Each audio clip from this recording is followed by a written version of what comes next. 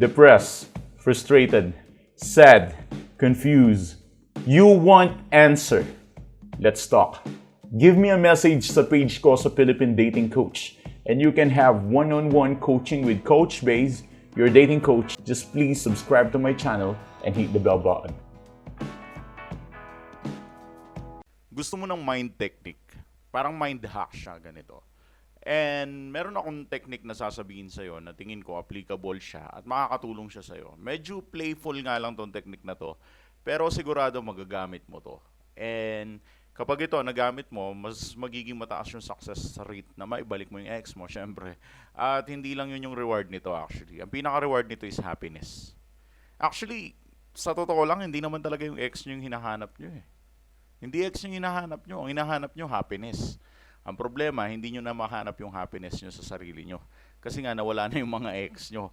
Dahil akala nyo, yung source ng happiness nyo, yung ex nyo. Doon kayo mali. Yun yung pinakamalaking pagkakamali na ginawa ninyo. Dahil hindi ex ninyo ang source ng happiness ninyo.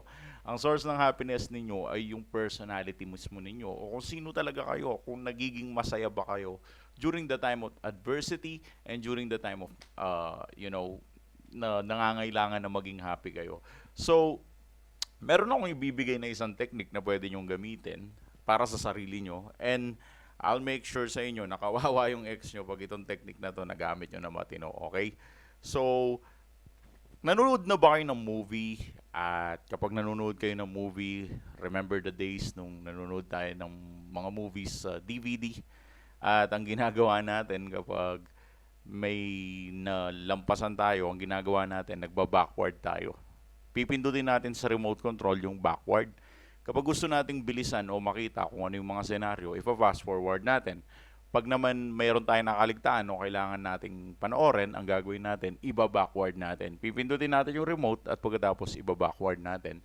Pagkatapos mababalikan natin yung scene, yung situation na pinaka gusto nating panoorin, kaya tayo nag-backward, kaya natin pinindot yung backward sa may remote control. And that is the technique here. Ang technique dito, kailangan mong mag-move backward. Saan? It is a matter or a form of meditation. Mag-meditate ka, tapos mag-backward ka. Anong dapat mong i-backward? I-backward mo yung mga panahon na wala pa yung ex mo. Sino ka ba noong mga time na hindi pa sumusulpot yung ex mo sa buhay mo? Anong klaseng tao ka? Anong personality ang meron ka? Sino ka during those times? Times na hindi pa sumusulpot yung ex mo. Anong personality mo? And here's the question.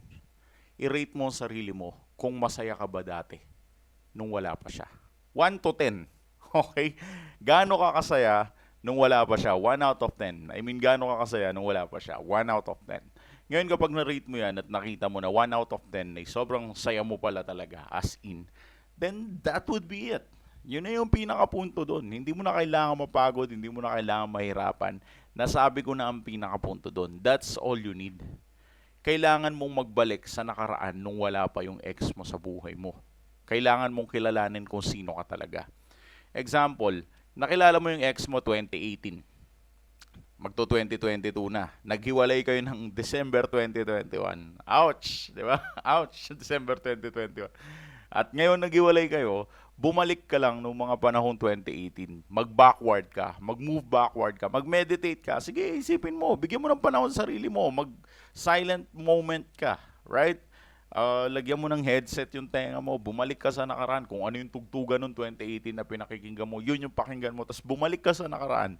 Tignan mo yung sarili mo 3 years ago, kung sino ka, kung masaya ka nun, kung ano yung mga activities mo, kung ano yung happiness mo.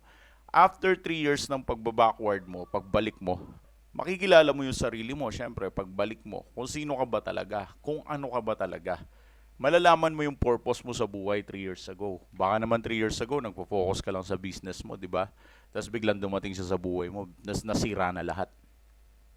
Kasi minsan nalilin lang tayo eh. Akala natin yung pinakamasayang bagay, yung dinidesire natin.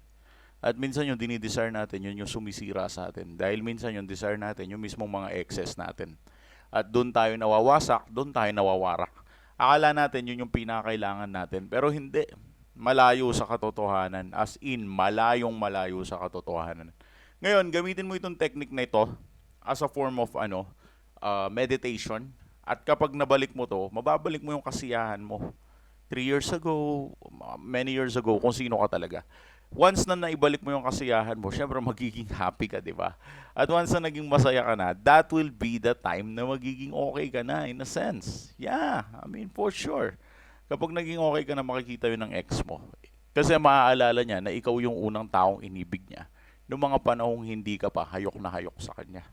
Makakabalik ka sa nakaraan kung sino ka talaga. And that is so powerful. Sa mga nais humingi ng advice at tingin yung kailangan nyo ng kasagutan sa mga tanong nyo, I dare you, hindi masasagot ng YouTube lahat ng tanong ninyo. At kung confused ka, wag mong hanapin sa YouTube to.